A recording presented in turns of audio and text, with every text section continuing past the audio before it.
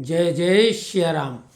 लोकसभा के चुनाव की घोषणा होने में अब चंद दिन ही बाकी हैं और राम नाम की लहर नहीं, पूरे देश में सुनामी व्याप्त है।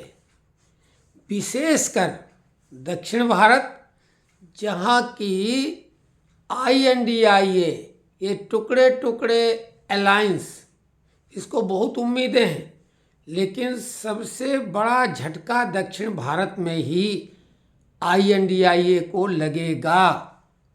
विशेषकर आपको बता रहे हैं, केरला जहां भाजपा एकमात्र MLA उसका रहा है केरल में, और केरल में कभी कोई बड़ा चुनाव वो नहीं जीत पाई है, लेकिन इस बार कम से कम 3 सीटें लोकसभा की भारतीय जनता पार्टी तो जीतेगी ही, लेकिन ये संख्या कहाँ पर जाकर रुकेगी कोई नहीं जानता। आश्चर्यजनक परिणाम केरला से मिलेंगे। तमिलनाडु में भी ऐसा कुछ होगा जो कोई सोच नहीं सकता।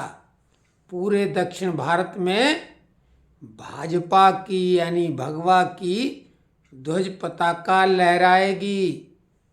श्री राम ने दक्षिण में ही विजय प्राप्त की थी, बाकी श्री राम ने और कोई युद्ध नहीं किया, लेकिन दक्षिण भारत में उन्होंने विजय प्राप्त की थी। वैसे तो अयोध्या को अवध कहा जाता है, और अयोध्या दोनों का मतलब है। अवध का मतलब जहाँ किसी का वध न किया जाए, और अयोध्या का मतलब जहाँ युद्ध न हो। लेकिन ऐसे श्री राम दक्षिण भारत में युद्ध लड़कर जीते थे। तो ये जो राम नाम की लहर है, सिंगोल से शुरू होकर, और मोदी जी ने जो 11 दिनों का कठिन व्रत उपवास या तपस्या की, उसमें ज़्यादातर दक्षिण भारत के मंदिरों मठों में ही उन्होंने विचरण किया, और इसका असर चुनाव में दिखेगा। केरला में PT उषा, जो कि भारतीय जनता पार्टी ने उन्हें राज्यसभा के लिए मनोनीत किया है, राज्यसभा के सदस्य हैं वो, और वो लोकसभा का चुनाव लड़ेंगी ऐसी पूरी उम्मीद है। मशहूर गायक यशुदास, भारतीय जनता पार्टी से वो भी संभावित उम्मीदवार हैं।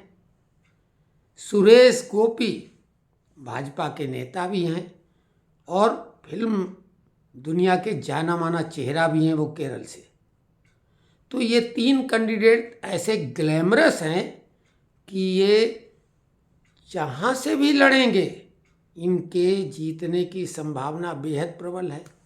इसके साथ एक एंटोनी के सुपुत्र, जो कांग्रेस के दिग्गज नेता थे, उनके बेटे अनिल एंटोनी तो पहले से ही भाजपा में जा चुके हैं, और वो अपनी ज़मीन तैयार कर चुके हैं, तो वो भी अपनी सीट से जीत सकते हैं। अभी कई फिल्मी एक्टर और एक्ट्रेस भाजपा की ओर आकर्षित हो रहे हैं, जिन्हें लग रहा है कि अब वो करियर के ढलान पर हैं, तो वो राजनीति में आ सकते हैं। तो उनमें से भी कुछ लोगों को टिकट मिलेगी, और भाजपा बेहद लोकप्रिय चेहरों पर दांव लगाएगी। तमिलनाडु में तो कन्याकुमारी में श्री गणेश हो चुका है, भाजपा का कमल हासन को हराया था, लेकिन वो विधानसभा का चुनाव था। इस बार तमिलनाडु में भाजपा गठबंधन करके, और अपनी क्षमता से भी, क्योंकि AIDMK से उनका गठबंधन टूट चुका है, DMK से होने का सवाल ही नहीं, लेकिन सत्य सनातन का विरोध जिस तरह से किया गया, तो उसका जो एक प्रतिध्वनि होगी, उसका जो पलटवार होगा सनातनियों का, वो भाजपा के लिए बेहद फायदेमंद होगा। तो तमिलनाडु में भी आश्चर्यजनक परिणाम आएंगे, और इसी प्रकार आंध्रा में भी उनका गठबंधन का चल रहा है चंद्रबाबू नायडू के साथ, TDP के साथ। तो आंध्रा में भी वो अच्छा प्रदर्शन कर सकते हैं, क्योंकि राम जी के नाम पर तो पत्थर भी तैर गए। भाजपा तो ऐसी पार्टी है जो चौंकाने का काम करती है। पश्चिम बंगाल में कभी किसी ने नहीं सोचा था ऐसे परिणाम वो ले आए, और ये चुनाव तो मोदी के नाम का ही होगा। जब विधानसभा के चुनाव प्रभावित हो जाते हैं मोदी के नाम से, तो ये तो वोट सीधे मोदी के नाम से ही पड़ेंगे। तो ये है दक्षिण भारत का। दक्षिण भारत में भाजपा को इतनी सीटें मिलेंगी जो कि कांग्रेस की सीटों से कई गुना ज़्यादा होंगी। गुणात्मक तो होना तय ही है, लेकिन ये मामला 2 गुने पे नहीं ठहरेगा, ये कम से कम 3 गुना होगा कांग्रेस और भाजपा की सीटों का अंतर। जबकि कांग्रेस केरला में अपने को ताकतवर समझती है, कर्नाटक में उनकी सरकार है और डीएमके से उनका गठबंधन तमिलनाडु में है बावजूद, और तेलंगाना में उनकी सरकार है, लेकिन भाजपा की सीटें कांग्रेस के मुकाबले गुणात्मक होंगी, ये नोट कर लिया जाए। तो आज का ये दक्षिण भारत के लिए विश्लेषण था। डिटेल में स्टेट के हिसाब से स्टेट वाइज सीटों का हम विश्लेषण करके 10 दिनों के बाद ये शुरू करेंगे।